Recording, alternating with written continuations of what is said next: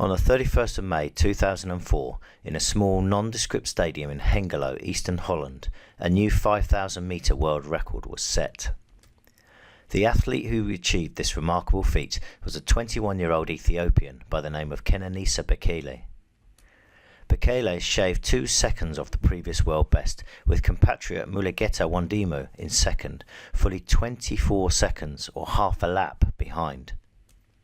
Paced through the first 2,000 metres by hired hares, Bekele went on to show maturity and determination beyond his years to complete the race alone, faster than anyone before, or indeed since. 3 months later, in a packed stadium in Athens, Bekele lined up in the Olympic 5,000 metre final. He had already won the Olympic 10,000 metre title and was overwhelming favourite in the event at which he held the world record. In what proved to be an epic clash of the generations as well as the distances, he faced off against Hicham El Guerrouj, crowned Olympic 1500 metre champion just 4 days previously and running in his last international championships. Not for nothing was Bekele the strong favourite. He was the younger man, he had the proven stamina, and most importantly, nobody in this field can run within 13 seconds of his best time. Turning into the home straight, Bekele hit the front. Surely it was all over, the extended lap of honour for a new Olympic great. Not quite. Bekele struggled to shake the persistent challenge of eventual bronze medalist Eliud Kipchoge, and was no match for the better finishing kick of the Moroccan 1500 metre champion in the final strides. So how could the undisputed best 5k runner in the world get beaten? The answer lies in the finishing times. The Olympic final, run without pacemakers, was a tactical affair. With nobody herring off in front, the field remained bunched for the majority of the race, and there were still 6 athletes within 5 metres of each other on the home turn. Bekele, who could set and maintain a fierce tempo for longer than any other runner in the world, was susceptible to a finishing kick, especially one from a world-class athlete at a shorter distance. The first 4 home in a race completed in a pedestrian 13 minutes and 14 seconds were separated by less than 1 second. Bekele was undone by the pace. And so it is that day in, day out, the best horse in the race is beaten by a horse either better positioned or with better tactical speed, leaving punters scratching their heads and cursing their luck. But, generally speaking, the cursing should be aimed a little closer to home. There are some jurisdictions in the racing world where pace is as fundamental a handicapping tool as you can get. In places like America, even beginner bettors understand the concepts of pace and its likely effect on race outcomes. Strange then that for so long pace has been completely overlooked by British and Irish punters. The main reasons for this are twofold, or perhaps 1.5-fold, as they're connected. First, there's the almost complete lack of pace data or information in the mainstream media. Obviously, this creates a barrier to entry because any savvy bettor wanting to establish the likely pace scenario in a race has to do all the crunching him or herself. It's not a quick or easy task. And second, related to point 1, is the almost blanket lack of understanding around how pace affects the outcome of horse races. This will change in the next few years as information boundaries are pushed, with new racing data publishers challenging the half-asleep establishment content providers. The concept of pace is not hard to understand, but it is new for many, and in that novelty, some will automatically switch off. But those who embrace the new ideas will be far better armed for the betting battles in future. To use a well-worn, if unattractive cliché, having this know-how to hand is like taking a gun to a knife fight. So, what is pace, and how do we use it to make better betting decisions? Pace, in essence, is the speed at which a race is run, and the speed at which individual horses, or groups of horses, run in a race. In Britain, where we don't have precise timings at various intra-race intervals, pace analysis is usually performed around the early pace in the race. That is, how horses have recently run in the first part of their races. There are 4 general running styles which collectively determine the shape and pace of a race. They are as follows. 1. Held up. These are horses that are nowhere near the front in the early part of the race and are preserved for a late dash for glory. Sometimes they're called closers. 2. Midfield. Not such exaggerated waiting tactics as closers. Midfield runners still have plenty of animals in front of them in the early stages. 3. Prominent. Prominent types tend to stalk the early pace, ready to quicken past flagging trailblazers and steal a march on those further back in the field, if they're able. And 4. Leaders. Horses who run from the front in their races. They may go very fast early, or they may try to control the pace at a more sedate tempo. They're almost always dangerous players if unhurried on the lead early to mid-race. By scoring horses on the basis of their early position in recent runs, we can build up a picture of how today's race is likely to be run. At GG's, each horse is scored 1 held up, 2 midfield, 3 prominent or 4 led for each of its last 4 UK or Irish races. Here's an example. By totalling up each horse's last 4 runs, we can get a view of 3 key pace elements. 1. Individual pace, each horse's specific pace profile. 2. Absolute pace, the overall pace profile of the race, incorporating all of the individual horse pace profiles. Here's an example. And 3. Relative pace, the positional pace profile of the race, that is, where in the field the pockets of pace are, if anywhere. In this example, I've sorted by draw, as you can see on the left-hand side. And on the right-hand side, you can see that the high numbers in the draw, those down at the bottom, have the lowest total figures. The implication is that most of the pace is towards the middle and low numbers. On GG's, the pace score numbers can be visualised to give a feel for where the fast starters might be drawn. That looks like this. So that's the exact same view that we were just looking at, but with the numbers on the right hand side replaced by a visual. And again, we can see that there's quite a lot of pace, although no mad pace, but quite a lot of pace in the low to middle numbers, whereas those drawn high mainly want to be held up. By looking at the race, sorted by draw, we're able to see at a glance where the most likely race leaders are situated. That enables us to isolate a part of the field on which to focus our attention. In this case, probably stalls 1 to 8. Now that's a lot of information from just one screen, and you'll not necessarily grasp these new ideas straight away. But don't worry. The key here is to take the concepts on board, look at the pace charts and try to predict how things might pan out. Then check to see what happens as you watch the race, or later on by reviewing the comments and the results. Over time, you'll begin to get a feel for how races will be run before they've been run, and that is an incredibly powerful weapon in your overall wagering armoury. For instance, here are a couple of races I was messing about in last night when taking a break from work. I spent literally less than 5 minutes on each race and focused primary attention on pace and draw, as all 3 races were sprints around a turn.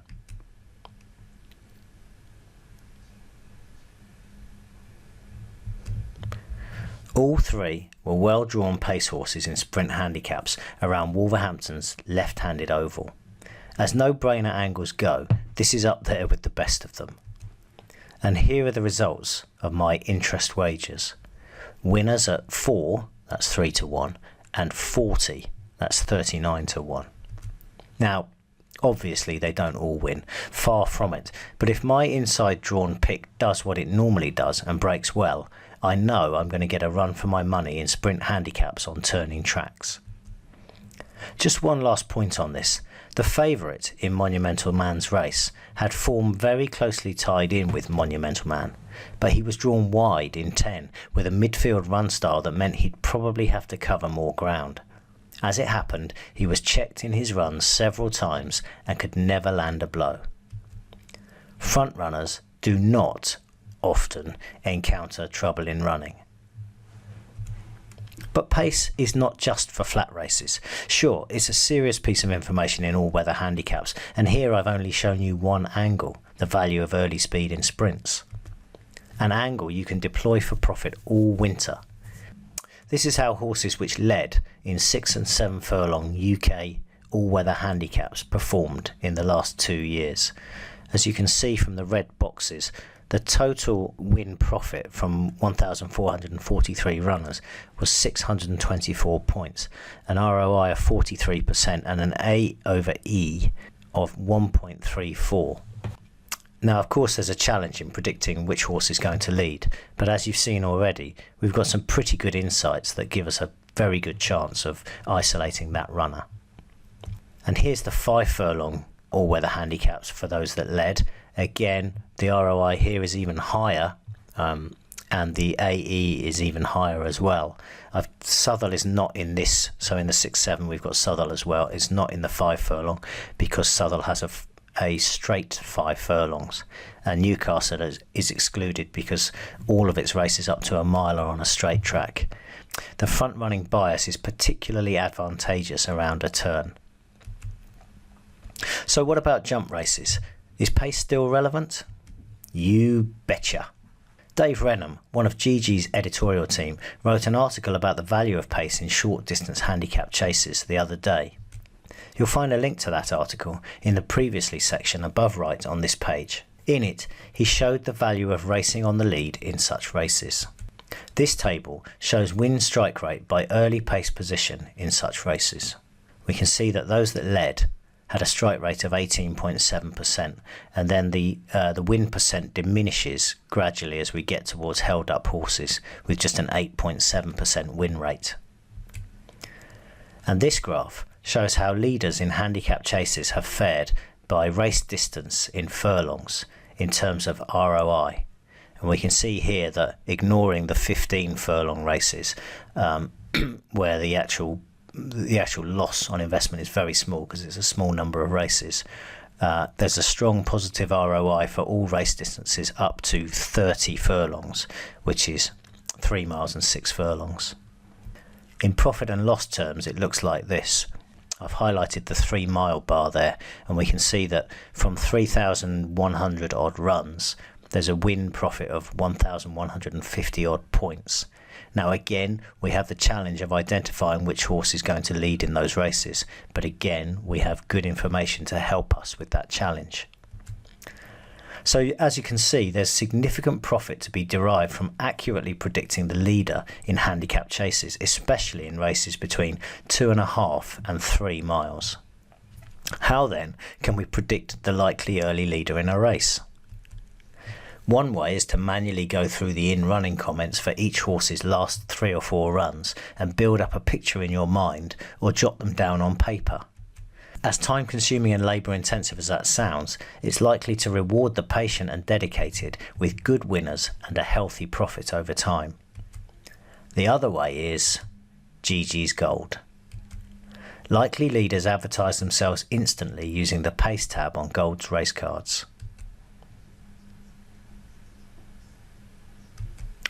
Now there's a lot going on to the uninitiated in that image, so let me break it down for you. The bottom part is a visualization of how the runners are expected to organise themselves based on early position in their last 4 runs. Clicking on the graphic part sorts by AV, which is average. In this case, the suggestion is that Imperial Presence is very likely to lead. The top part, with the blobs and the data table, offers historical insights about this course, distance, going and field size combination. Here we can see from both the blobs and the table, which are different views of the same information, that horses who led in this context were well favoured. Our pace prediction was probable lone speed, which means our algorithm considered one horse, Imperial Presence, to be likely to lead without being unduly challenged for that honour. And, as you'd expect from an example race in a presentation, Imperial Presence did exactly as predicted and won comfortably. Hopefully that's offered a small insight into how pace can be used not just in flat races, but also in the national hunt sphere, especially over fences. Pace is just one element of looking at a race, and it is just one element of GG's Gold, our flagship race card and form tool service. There is so much more to show you, but I think the importance of pace in isolating serious value bets is a great place to start. These types of pace biases pop up every day and can be spotted in seconds on our pace tab. Let me show you. So I'm just going to go through some races for the next day, tomorrow, which is Friday the 28th September, starting at Haydock. I'm going to go straight to the pace tab.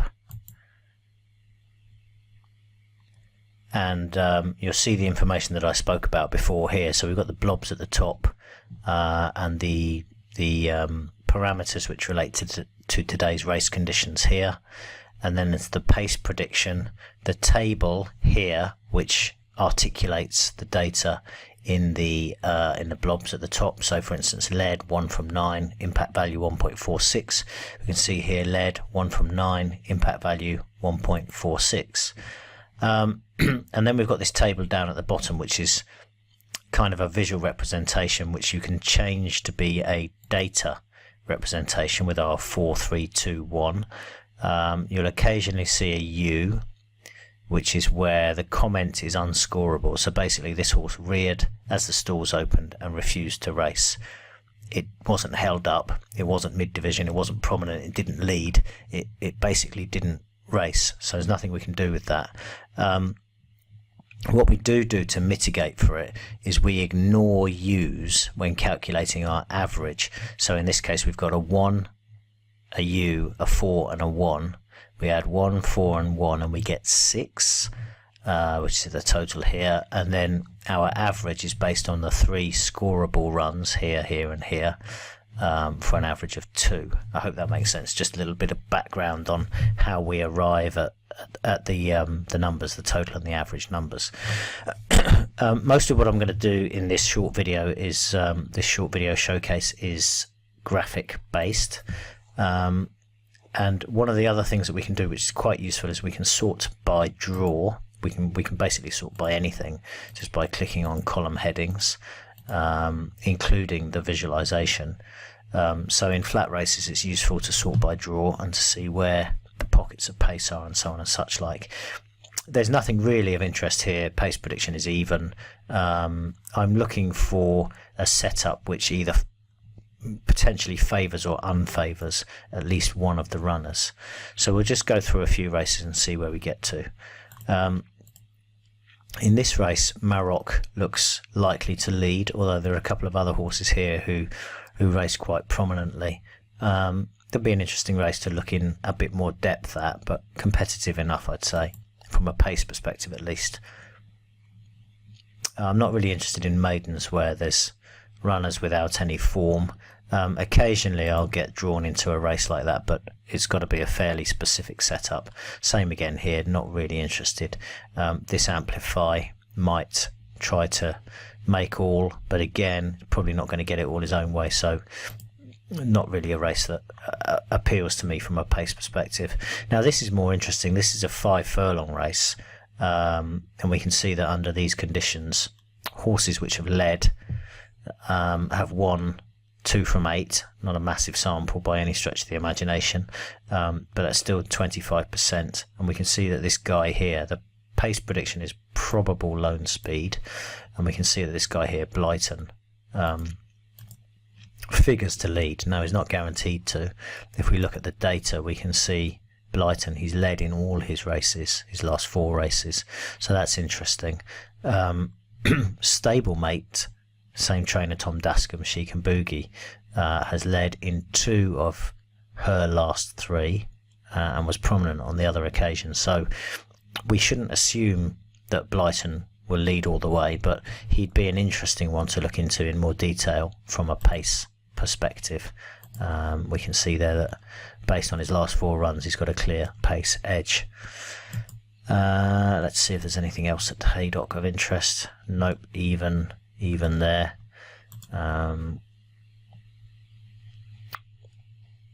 even again there, and in the 5:25. Now this is interesting for a different reason. So this is a 1.25 mile race. Pace prediction is possible contested speed. Now we can see here that there are a few horses that want to get on with it. But what's interesting is that looking at races in this context historically, the 9 horses to have led have failed to win between them. The 27 horses which raced prominently have won 1 race between them. So those that raced prominently or led, in other words these guys here, are a collective 1 from 36 in similar race conditions. Meanwhile, the guys who are held up or mid-division have got these green blobs, and you can see in the table here they've got quite nice, quite attractive profiles. So just from a pace perspective, we might want to focus our attention from, say, Dorwey here down to the bottom. Obviously we'd want to look at form and such like, but that's a race where the pace advantage historically has not been to the horses at the front, but rather it's been to those further back. And the fact that there's a possible contested speed kind of supports the notion that something will come from mid-div or further back to win that race. So that's quite an interesting example to use because it's a little bit different from what I've talked about elsewhere in the video. Let's pootle across to Newmarket, as we can only do digitally. It's quite a long way to do that geographically from Haydock to Newmarket. And we start with a listed race, even pace prediction, nothing really to excite. Then we go to a group 3 where there's a couple. This is a 1.5 mile race, and there's a couple that want to get on with it. So not a race I'd get involved in, certainly not based on pace, but quite interesting that there's could well be a bit of a contested pace here. We can see plenty of 4s, meaning led, in these guys' last 4 races. So that's interesting. Here we've got a clear leader in main edition. She's a fast filly, a fleet filly. Frankie Dettori will ride. 7 furlongs would be a question mark, but purely from a pace perspective, at a distance, track and distance, and setup that suits those racing on the front or prominently, as you can see by these green blobs again, you'd have to say that main edition would be interesting or of interest. Now this race is interesting for another reason. The pace prediction here is maybe falsely run, and we can see that none of the horses have led historically or in the recent past. If we put it on the data, we can actually see that a couple of them have led once, but their overall pace profile is is less compelling in that regard. Now, what tends to happen in a race like this is that somebody takes the initiative. Basically, they can't. It's not like a cycle sprint race where they all go up the bank and wait for somebody to make a move. That does happen sometimes, but typically you'll find that one of these guys takes the initiative, and it could very well be Sylvester de Souza on Zabil Prince. He's, as you can see in his last 3 races, he led in 1 and been prominent in another 2. In actual fact, he won when he made all, so he might well go on. And that's a good example of a race where the pace prediction is this is algorithmically generated, suggesting maybe falsely run. And looking, if you looked at the graphic, that would support that notion. But looking in a bit more detail at the actual numbers, if you were interested to have a bet in a race like this, is going to reveal a little bit more. So my guess, my best estimate would be that either Zabil Prince or Regal Reality would go on here, and I think on the balance of probabilities it might be Roger Varian and Sylvester Souza's Zabil Prince. So that's something to look out for, certainly with races where the prediction is maybe falsely run. This is one of those maidens where we don't really know what's going to happen there. Here we've got another maybe falsely run, and we can see they're all even further back this time. Again, we've got a U here. So the comment isn't really very enlightening in terms of what happened in the early part of the race. This horse did lead the time before. He's a big outsider here as well, so he might go on, take his chances. But again, it's a confusing setup from a pace perspective, and not one that we'd be unequivocal about what's going to happen. The last race at Newmarket. Let's put that on graphic. And we can see that Save the Bees is a likely leader here. It's a big field. I'd probably look in a bit more detail at it, because the horse has won and run second in its last 4 starts, and could get an easy lead, notwithstanding that it's a long way home over 9 furlongs on Newmarket's interminable straight. But nevertheless, the price 40 to 1, you wouldn't have to find too much to support the case to justify a very, very small investment on a horse like that. Certainly I wouldn't anyway. I kind of quite like taking a flyer at horses like that. For instance, You're Cool, which I showed you earlier, was interesting on a pace perspective. Now, over at Worcester, just have a quick look at a couple of races here before returning back to the slide deck. And we can see on this race, so of course, for jump racing, there's no draw, so we've got a blank column here. What we should do here is we can sort by this visual grid, and clicking on it again shows us it back to front. But basically, you can sort it, and we can see that McCabe Creek is projected to lead here. The prediction is Possible Lone Speed. That's a setup which has historically been favourable. So he'd be one to have a look in a little more depth at.